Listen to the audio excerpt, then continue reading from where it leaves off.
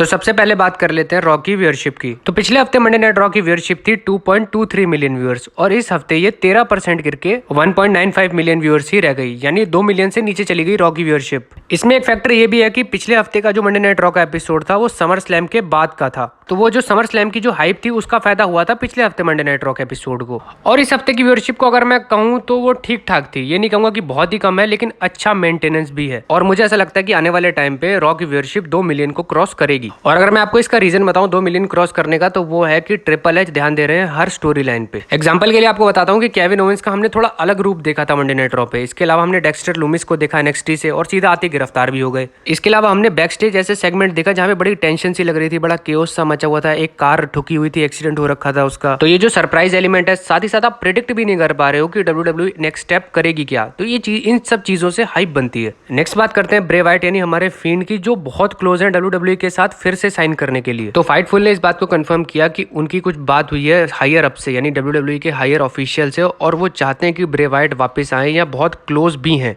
या कह लो आपकी सबसे क्लोज है डब्ल्यूडब्ल्यूई के साथ डील करने के लिए। और मैं अनकंफर्म न्यूज में किसी चीज को कंफर्म नहीं करता, लेकिन मैंने ऐसी खबर भी पढ़ी है कि ब्रे वाइट डील कर चुके हैं डब्ल्यूडब्ल्यूई के साथ, और डब्ल्यूडब्ल्यूई एग्जैक्ट अच्छा टाइम देख रही है ब्रे वाइट यानी हमारे फील्ड को मैदान में उतारने का, मतलब इन रिंग रिटर्न कराने का। और मैं ब्रे वाइट को बहुत सालों से फॉलो कर रहा हूँ। मैं एक चीज बताता हूँ आपको कि ब्रे वाइट जब भी रिटर्न करेंगे तो वो बहुत ही सीक्रेट होगा, आप सबको पता भी नहीं होगा, बिल्कुल उसके लिए तैयार भी नहीं होंगे, क्योंकि वो अपने कैरेक्टर अपनी पर्सनैलिटी को लेके बहुत ज्यादा कॉन्शियस रहते हैं। तो पॉजिटिव न्यूज है, बढ़िया न्यूज है, मुझे लगा आप सबके साथ शेयर करता हूँ। और मैं चाहता हूँ कि ब्रे वाइट आए, मैं पहले भी कह चुका हूँ, मैं अब भी कहता हूँ कि ब्रे वाइट डब्ल्यूडब्ल्यूई में ही आने चाहिए। तो ब्रे वाइट के बाद बात करते हैं एरिक रोवन की। ब्रॉन स्ट्रोमन के बारे में भी बात करेंगे आगे, लेकिन फिलहाल बात करते हैं एरिक रोवन की। तो एक पॉडकास्ट के दौरान एरिक रोवन से उनके डब्ल्यूडब्ल्यूई रिटर्न को लेकर सवाल पूछा गया, जिस पर उन्होंने जवाब दिया कि अगर मुझे मौका मिलता है, साथ ही साथ अच्छी चीजों के लिए मौका मिलता है, और हम दोनों यानी क्रिएटिविटी के लिए हम दोनों पार्टीज में सहमति हो, तो मैं बिल्कुल एग्री हूँ।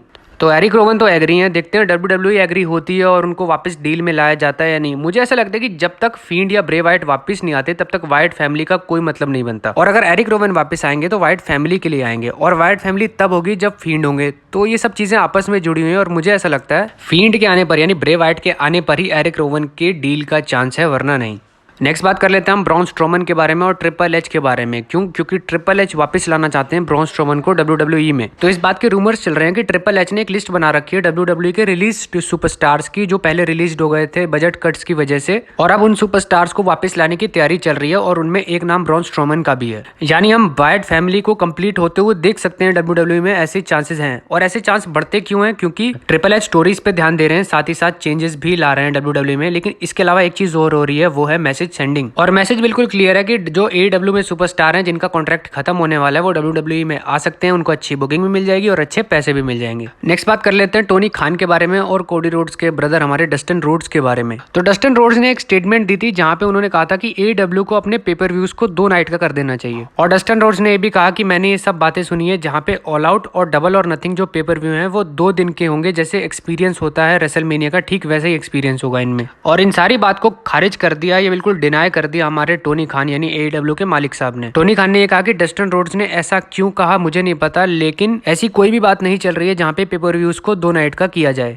तो डस्टिन रोड्स की बात पे बिलीव करके जो लोग ये कह रहे थे कि अब डबल और नथिंग और ऑल आउट भी 2 दिन का शो होगा, रेसलमेनिया जैसा एक्सपीरियंस होगा, वैसा कुछ नहीं होने वाला है। फिलहाल के लिए ये बात बिल्कुल डिनाई हो चुकी है, खारिज हो चुकी है। नेक्स्ट हम बात कर लेते हैं 24/7 चैंपियनशिप के बारे में, जो कि अब जाने वाली है। तो मामला कुछ ऐसा है कि ट्रिपल एच चाहते हैं कि 24/7 चैंपियनशिप को रिटायर कर दिया जाए। और इसमें थिंकिंग ये है कि अगर आपके पास अच्छा रोस्टर है और आपके पास प्रॉपर टाइम है उन सबको देने के लिए, तो आपको बैक स्टेज लोगों को भगाने की क्या जरूरत है। और बात ठीक भी है, क्योंकि रॉ 3 घंटे का शो है, आप बहुत सारे सुपरस्टार्स को कहीं ना कहीं यूज कर सकते हो उनका, और अच्छा यूज कर सकते हो, उसमें चैंपियनशिप की क्या जरूरत है। और स्पेशली ऐसी चैंपियनशिप जो सिर्फ कॉमेडी एलिमेंट डाल सकती है और कुछ भी नहीं। तो आप बहुत जल्दी 24/7 चैंपियनशिप को रिटायर होते हुए देखोगे। मैं सोच रहा हूँ आर्ट्रूथ का क्या होगा इसके बाद। नेक्स्ट बात कर लेते हैं हम जजमेंट डे के बारे में और साथ ही साथ एज के बारे में। तो मामला ये है कि डेमियन प्रीस्ट ने एज को चैलेंज किया 2 हफ्ते बाद मंडे नाइट रॉ के एपिसोड में 1-on-1 मैच के लिए। और ये वाली मंडे नाइट रॉ होने वाली है कनाडा टोरंटो में, यानी एज के होम टाउन में। और जिसके बाद ये स्टोरी लाइन जाएगी क्लैश एट दी कासल में, जहाँ पे फिन बैलर होंगे डीमन बैलर और दूसरी तरफ होंगे हमारे एज। यानी हम डीमन बैलर को पहली बार देखेंगे सिंस जब से वो रोमन रेंज के साथ मैच हारे थे तब से।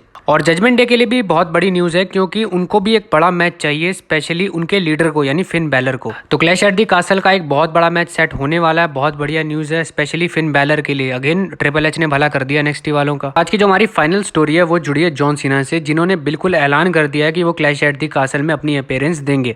और इसके लिए जॉन सीना ने अपने सोशल मीडिया अकाउंट पे अपनी एक वीडियो डाली जहां पे उन्होंने खुद बताया कि वो क्लैश एट द कासल में आएंगे और उस बहुत बड़े स्टेडियम वाले क्राउड के सामने आएंगे। WWE Universe, John Cena here from the Comic-Con in Cardiff, Wales. Yes, and I'm the warm-up act for the September 3rd Clash at the Castle from Principality Stadium.